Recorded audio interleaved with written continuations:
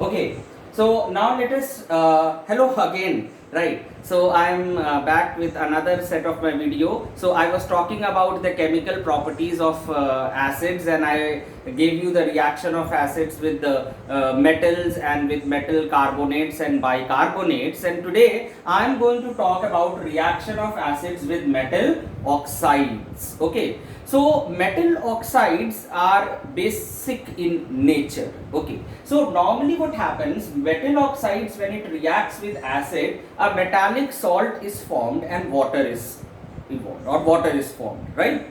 You can do a very simple experiment to find out this particular reaction, or related to this particular reaction. You can take copper oxide. Okay, copper oxide is black in color. You can take it in a test tube and you add dilute hydrochloric acid. So you have black colored copper oxide, this powder, and you add dilute HCl and shake it. Okay, in between you keep on shaking it properly, and then what will you see? You will see that the color of the solution, it slowly changes to what? Greenish blue. Okay, greenish blue in color. So why greenish blue? Because of the formation of copper chloride and water is.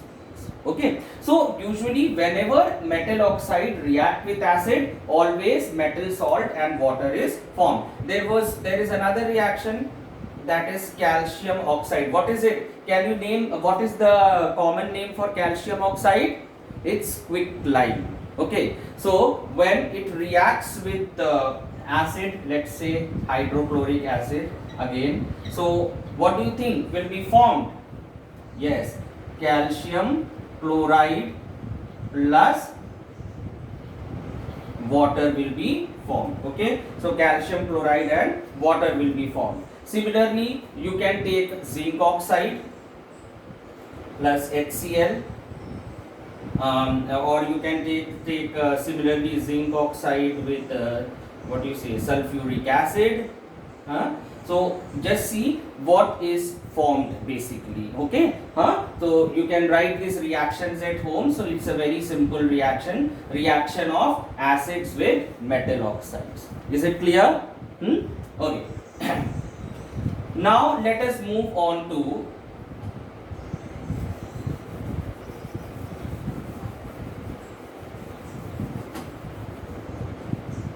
reaction of bases. Till now we were just talking about reactions of acids and all. So now let us talk about reaction of bases or alkali with metals.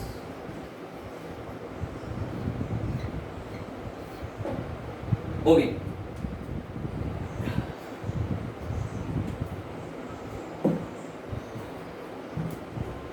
See, what happens is, when you are talking about metals are usually, basic in nature. The metallic oxides are basic in nature and metals are usually basic in nature.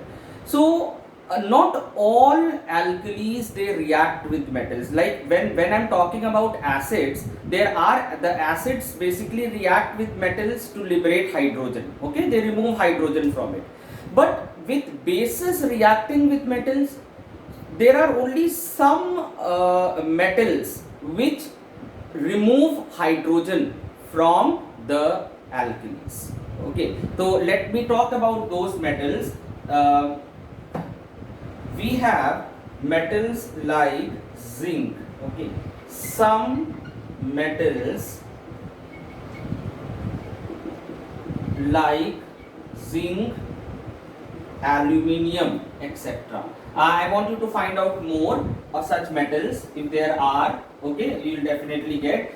Can remove hydrogen from the bases or alkali. Okay. right, so they can remove the hydrogen from these bases. So let us just take an example of zinc. Okay, now zinc, suppose if I put zinc with in sodium hydroxide solution, an aqueous solution of sodium hydroxide, what will be formed, and we need to warm it. Okay, we need to heat it, and then what will be formed? Sodium zincate, Na2ZnO2 plus hydrogen. Yes, okay, so this is one such reaction. Okay, now this is one such reaction. See, now here we can see that zinc, when you react it with sodium hydroxide, what is formed? Hydrogen gas is released and sodium zincate is formed. The salt is sodium zincate. You call it as sodium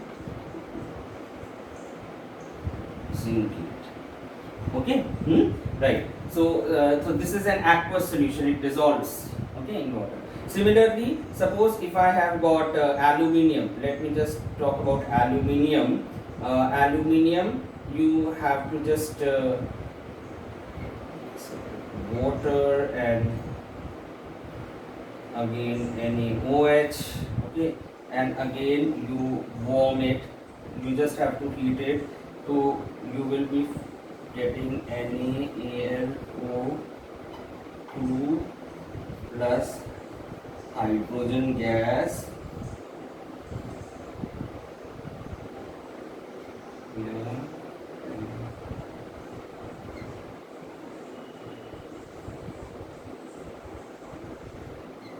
Okay, now this is sodium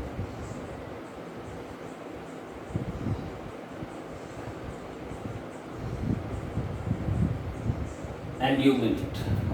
Okay, now these are two very important reactions, okay, because not all metals show this type of reaction. So zinc and aluminium, they are exceptions, okay. So they react with acids also, they react with base also. So such type of metals, they are called as amphoteric metals, okay. They are amphoteric metals. So even their oxides can react with bases. Usually base and base never react. So, but the oxides of aluminium and zinc, they can react with bases, they can react with alkali, so we call them as amphoteric oxides also, okay. So these are exceptions. So these are again, this is very important. I want you to please note it down. Sodium zincate, sodium aluminate, and in both the cases hydrogen gas is liberated, okay. Okay. Right, now is it clear? So now I am just coming to reaction of bases with oxides of non-metals, okay, oxides of non-metals.